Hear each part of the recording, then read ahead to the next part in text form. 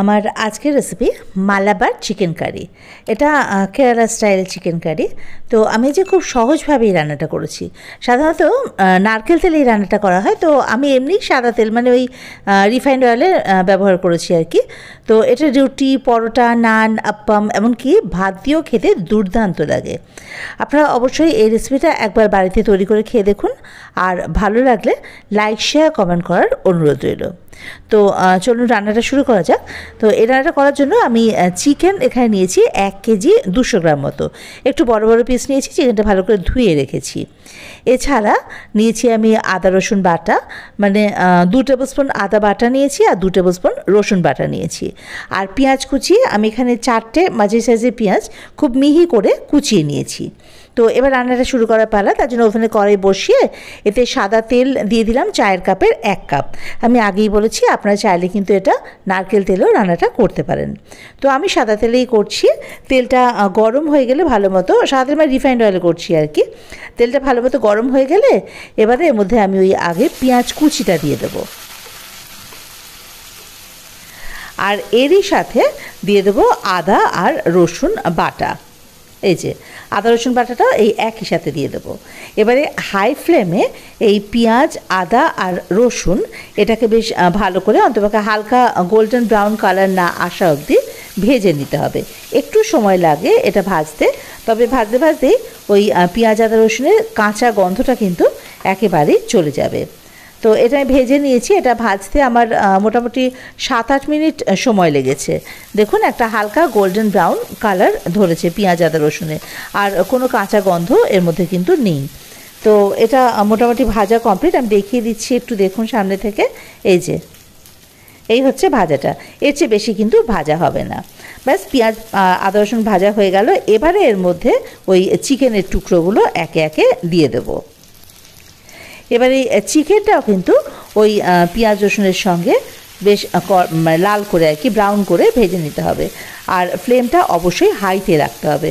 এখন যদি আমি ফ্লেমটা কমিয়ে দিই তাহলে চিকেন থেকে জল বেরোবে, চিকেনটা কিন্তু আর ভাজা সম্ভব হবে না। কিন্তু এখানে আমি চিকেনটাকে বেশ ব্রাউন করে ভেজে নেব এই আদা রসুনের সাথে। চিকেনটা ভাজতে আমার এখানে মোটামুটি মিনিট 5 সময় লেগেছে। দেখুন এটা কিন্তু ভাজা কমপ্লিট। এই যে কালার ধরেছে দেখছেন চিকেনগুলোতে। একটা চিকেনের টুকরো আমি তুলে দেখিয়ে দিচ্ছি, দেখুন সামনে থেকে দেখলেই বুঝতে পারবেন। এই যে ঠিক এরকমভাবেই প্রত্যেকটা চিকেনের গায়ে আর কি ভালো মতো বেশ একটা ব্রাউন কালার ধরে আসবে।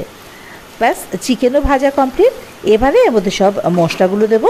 সবার প্রথম দিয়ে দেবো স্বাদ অনুযায়ী নুন। আমি এখানে 1 টেবিল স্পুন মতো নুন দিয়ে দিলাম। হলুদ 1 টিস্পুন। এবারে এর মধ্যে দিয়ে দেবো চিনি 1/2 টিস্পুন। নুন, মিষ্টি, ঝাল এগুলো আপনারা আপনাদের স্বাদ অনুযায়ী দেবেন। এবার জিরে গুঁড়ো, ধনে গুঁড়ো দিলাম। জিরে গুঁড়ো দিলাম এখানে 2 টিস্পুন, আর ধনে গুঁড়ো দিয়েছি 4 টিস্পুন, মানে ধনে গুঁড়োটা একটু বেশি পড়বে। ঝালের জন্য শুকনো লঙ্কা গুঁড়ো এখানে 1 টিস্পুন দিলাম। রঙের জন্য কাশ্মীরি লঙ্কা গুঁড়ো দিলাম 1 টিস্পুন। দিলাম কারি পাতা বেশ কিছু। কারি পাতা একটু ফ্রেশ হলে ভালো হয়। মোটামুটি 3-4টে স্ট্র্যান্ড তো নিয়েইছি কারি পাতার। আর দিয়ে দিলাম নারকেলের দুধ চায়ের কাপের 1/2 কাপ। আপনারা কিন্তু কেনা নারকেলের দুধও ব্যবহার করতে পারেন। তো এবারে হাই ফ্লেমে এটাকে মোটামুটি মিনিট খানেক সময় ধরে সব মশলাগুলো চিকেনের সঙ্গে আগে ভালো করে মিশিয়ে নিতে হবে। মশলাগুলো চিকেনের সঙ্গে ভালোভাবে মিশে গেছে। এবার ফ্লেমটা একেবারে লোতে করে ঢাকা দিয়ে রাখতে হবে যতক্ষণে চিকেনটা সেদ্ধ হচ্ছে। মাঝে মাঝে কিন্তু ঢাকা খুলে অবশ্যই নেড়ে দিতে হবে, নাহলে আবার কড়াইতে লেগে যাওয়ার চান্স আছে। তো মোটামুটি মিনিট 30 লেগেছে আমার। 30 মিনিট পরে ঢাকাটা খুলেছি। দেখুন চারপাশ দিয়ে তেল কতটা ছেড়ে দিয়েছে, আর চিকেনটাও কিন্তু খুব ভালোভাবে সেদ্ধ হয়ে গেছে। চিকেন তো এক এক রকম সময় লাগে সেদ্ধ হতে। তো এখানে আমার এই চিকেনটা সেদ্ধ হতে মোটামুটি 30 মিনিট সময় লেগেছে। আর চিকেনটা দেখুন কত সুন্দর করে সেদ্ধ হয়ে গেছে। এবার ফ্লেমটাকে বাড়িয়ে দেবো, কারণ রান্না প্রায় শেষের পথে। ফ্লেমটাকে বাড়িয়ে মিনিট খানেক এটাকে একটু ফুটিয়ে নেব, খুব বেশি সময় লাগবে না। তো এই সময় এখন ওপর থেকে ছড়িয়ে দেবো ধনেপাতা কুচি, বেশ খানিকটা পরিমাণ। ধনেপাতা কুচির ফ্লেভারটা কিন্তু ভীষণ সুন্দর লাগে এই সময় দিলে। ব্যাস এবারে ফ্লেম অফ করে ঢাকা দিয়ে স্ট্যান্ডিং টাইমে রেখে দেবো মিনিট 2-3। আগে সবগুলো ভালো করে মিশিয়ে নিই। মেশানো হয়ে গেছে। এবারে ফ্লেমটা কিন্তু অফ করে ঢাকা দিয়ে রেখে দেবো স্ট্যান্ডিং টাইমে, যাতে সব ফ্লেভারগুলো ভালোভাবে চিকেনের মধ্যে ঢুকে যায়। দেখুন মিনিট 2-3 পর ঢাকাটা খুলে দিয়েছি, রেডি আমাদের মালাবার চিকেন কারি। কত সহজে রান্নাটা হয় আর কতটা ঝামেলাহীন, অথচ খেতে কিন্তু দুর্দান্ত লাগে। আপনারা অবশ্যই বাড়িতে একবার এভাবে করে রেসিপিটা ট্রাই করে দেখুন। আমরা তো চিকেন নিয়ে নানান রকম এক্সপেরিমেন্ট করি, তাই না? তো এটাও একবার করে দেখুন, দেখুন দারুণ লাগে খেতে।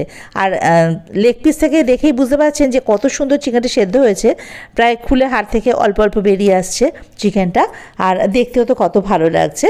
তো আপনাদের এই রেসিপিটা কেমন লাগলো এটা কিন্তু আমাকে কমেন্ট বক্সে জানাতে ভুলবেন না। আর আপনারা আর কি অন্য ধরনের রেসিপি দেখতে চান সেটাও কিন্তু আমাকে কমেন্ট বক্সে জানাতে পারেন। তো যাই হোক, এই রেসিপিটা যদি আপনাদের ভালো লেগে থাকে বা আমার অন্যান্য রেসিপিগুলো যদি আপনাদের ভালো লেগে থাকে, তাহলে অবশ্যই আমার চ্যানেলটা সাবস্ক্রাইব করে আমার পাশে থাকুন আর বেল আইকনটা ক্লিক করে দেবেন ফার্দার নোটিফিকেশানের জন্য।